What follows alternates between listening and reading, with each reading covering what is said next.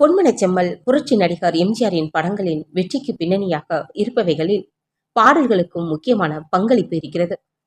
எம்ஜிஆரின் ஒரு படத்திற்கு பாடல் எழுதுவது 10 படங்களுக்கு பாடல்கள் எழுதும் அனுபவம் கிடைக்கும் என்பது கவிஞர் முத்துலிங்கத்தின் வாக்கு. புரட்சி நடிகருக்கான பாடல்கள் எப்படி பிறக்கின்றன? அவர் பாடல்களை எப்படி தேர்வு செய்வார்? அவர் பாடல்களின் வெற்றி ரகசியம் என்ன? கவிஞர் முத்துலிங்கம் தான் மனம் திறந்த சில தகவல்களை பகிர்ந்திருக்கிறார். அதாவது, எம்ஜிஆர் படங்களில் நான் எழுதிய முதல் படம் உழைக்கும் கரங்கள்.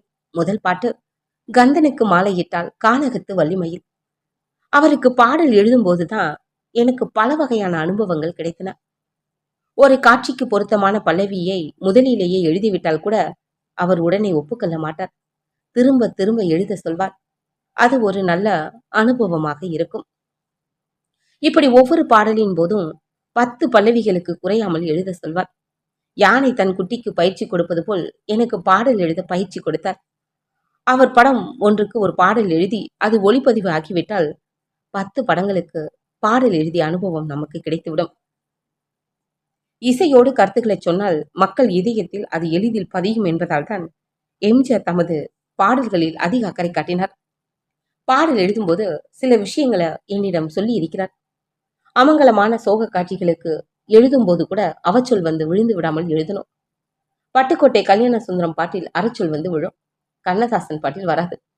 கருத்துக்களோடு எழுதுவதானால் பட்டுக்கோட்டையை பின்பற்று, அறவார்த்தை விழாமல் எழுதுவதற்கு கண்ணதாசனை பின்பற்று என்று என்னிடம் சொல்லுவார். இன்று போல் என்றும் வாழ்க்கை படத்திற்காக முதலில் போட்ட பாட்டு வேறு. பாதை மாறி போனவரே பயணம் எங்கே சொல்லுங்கள் என்பதுதான். இந்த பல்லவி சூழ்நிலைக்கு பொருத்தமாக இருக்கு என்று அங்கு வந்திருந்த டைரக்டர் ஸ்ரீதர் சொன்னார். ஆனால் புரட்சி தலைவர் அதை ஏற்கவில்லை. இது என்ன அறவார்த்தையா இருக்கு? பாதை மாறி போனவரே பயணம் எங்கே அப்படின்னு எல்லாம் சொல்லக்கூடாதியா. நாம ஒரே நிலையான கொள்கை உடையவர்கள். அதற்கு இதை எப்படி சொல்றது என்று புரட்சி தலைவர் விளக்கினார். அதற்கு பிறகு போட்டதுதான் அன்புக்கு நான் அடிமை, தமிழ் பண்புக்கு நான் அடிமை என்ற பாடல். அவர் படத்துக்கு முன்பே நான் பாட்டு எழுதி இருக்கிறேன் என்றாலும் எம்ஜிஆர் பாடுகின்ற பாட்டுக்கு முதல் வரி எழுதிய பிறகுதான் என் முகவரி உலகிற்கு தெரிந்தது. சினிமாவில் அரசியலில் சேர்ந்தார் போல் என்னை வளர்த்து விட்டவர் எம்ஜிஆர் தான். இன்று போல் என்றும் வாழ்க படத்துக்காக நான் எழுதிய 2 பாடல்கள் அன்புக்கு நான் அடிமை, இது நாட்டை காக்கும் கை. இந்த 2 பாடல்களையும் 1977 தேர்தல் பிரச்சாரத்துக்கு பயன்படுத்தினார் என்பது எனக்கு பெருமையான விஷயம். அவர் வெற்றி பெற்று ஆட்சிக்கு வந்த பின்பு இந்த பாடல்களை பாடி மக்கள் மத்தியில் செல்வாக்கு பெற்று எம்ஜிஆர் ஆட்சிக்கு வந்தார் என்று அமெரிக்காவில் இருந்து வெளிவருகின்ற வாஷிங்டன் போஸ்ட் பத்திரிகை எழுதியிருந்தது எங்களுக்கு பெருமையான விஷயம். அதே சமயத்தில் இந்த பாட்டு பாடியதால் மட்டும் அவர் ஆட்சிக்கு வரவில்லை.